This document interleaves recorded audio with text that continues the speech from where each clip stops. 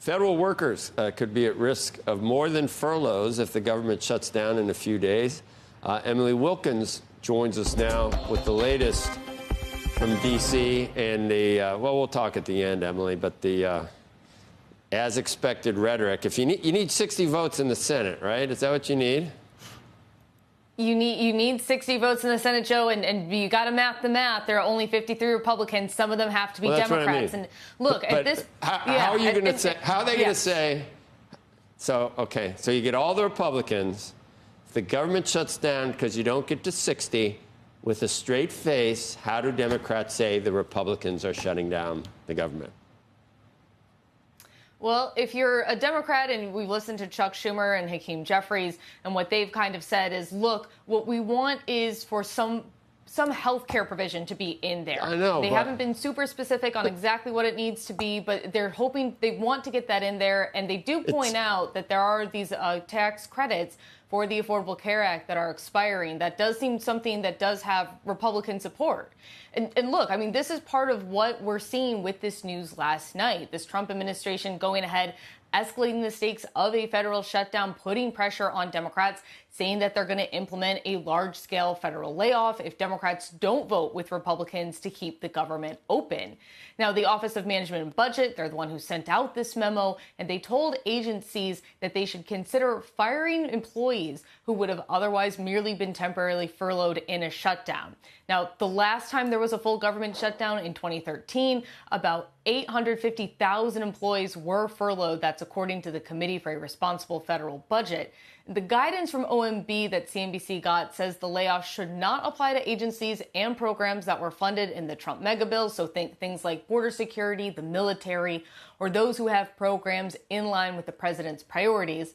But the memo also makes clear that no mass layoffs are going to take place as long as Democrats vote to keep the government open. The agency actually ended their memo saying that they remain hopeful that Democrats in Congress will not trigger a shutdown and the steps outlined above will not be necessary. But at this point, the pressure campaign doesn't seem to be working. Top Senate Republican Chuck Schumer, he remains unswayed. In a statement, he called the move an attempt at intimidation, and he said that these unnecessary firings will either be overturned in the court or the administration will end up hiring the workers back. And Joe, as we were just discussing, again, you need at least 7 Democrats. You might even need a few more, depending on what the votes we saw last time. They're out of Congress right now. They're off of Capitol Hill. They're coming back on Monday. That's when we expect to see the next vote. And this is kind of the back and forth that we're seeing right now. Democrats pushing health care and Republicans pushing back.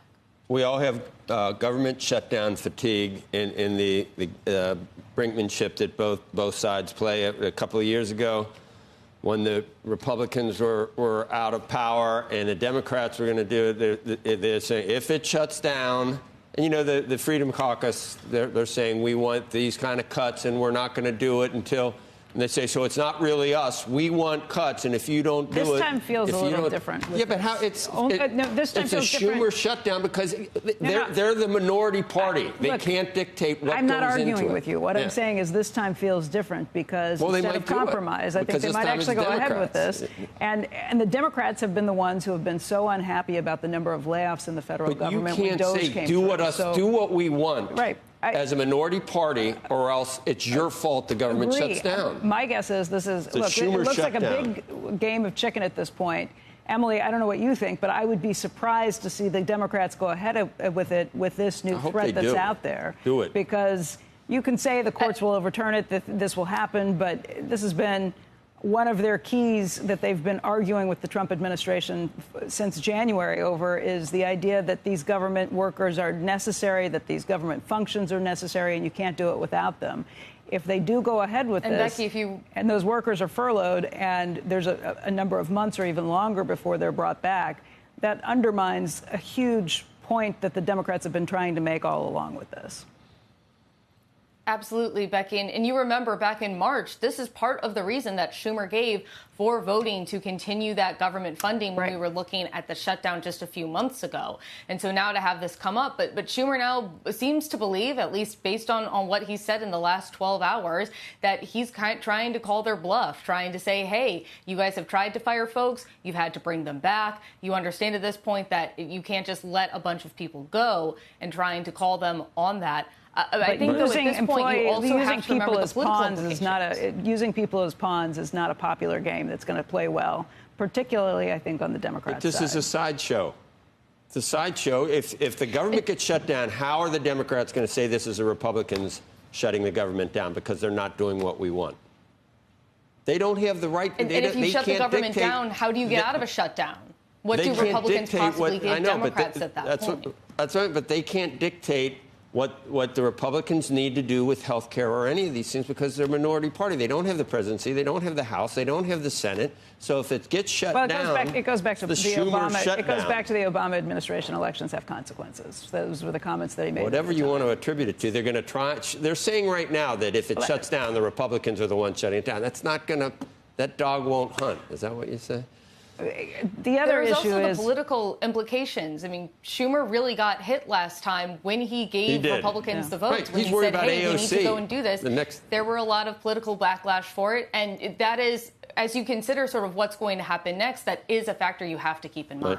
Right. The AOC Mamdani ticket he's worried about.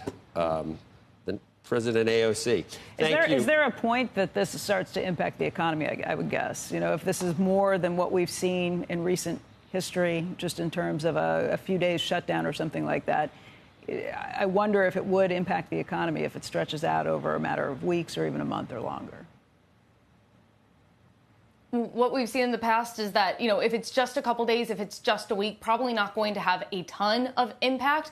But if this does wind up extending like we saw a couple years ago in 2018, 2019, I mean, that had, I think it was $3 billion on the fourth quarter in December for a few weeks. And then I think it was about $8 billion on the start of the year in the first quarter. So, yes, this could absolutely have an economic impact. And remember, if there is a furlough, traditionally what we have seen is employees in a lot of these data gathering organizations, BLS, they wind up being furloughed, and that means less data for that upcoming Fed meeting in November. Emily, do you have can you name 5 things? What do they want? 5 things. I mean, I've seen that there are some crazy asks about, I don't know, health care for people that aren't here legally. What do they want? What are they actually saying Republicans need to agree to for them to get on board? What do they want?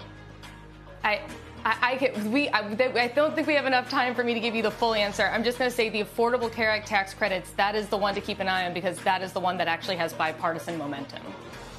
So they want that, and Republicans are saying no at this point.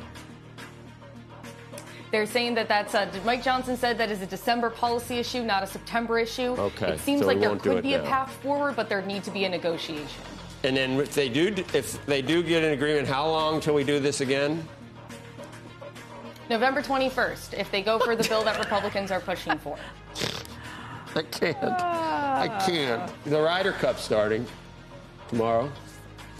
Emily, thank you.